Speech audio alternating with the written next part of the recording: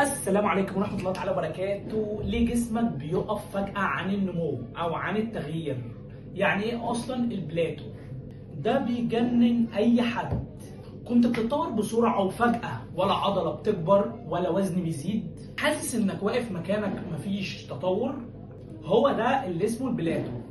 لو ما فهمتوش صح مش هتعرف تخرج منه. كل واحد بيتمرن لازم بيمر بالمرحلة دي، مفيش مفر منها.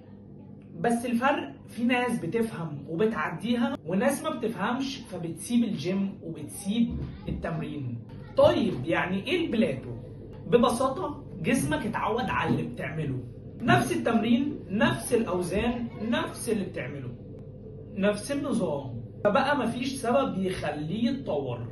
اسباب الوقوف: جسمك حفظه ما بقاش بيتحدى نفسه، مفيش زيادة حمل.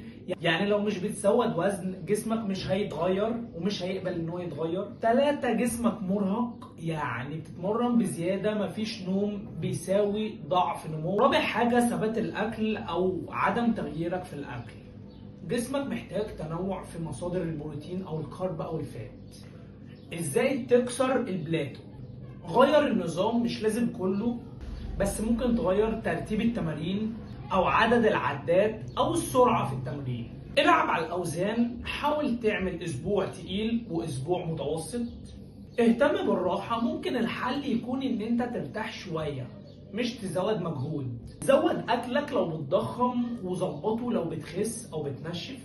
البلاتو مش مشكله، ده دليل ان انت كنت ماشي صح اصلا، بس دلوقتي محتاج تطور لعبتك. لو وقفت ما تفكرش تسيب، بس غير وهتشوف النتيجة بإذن الله.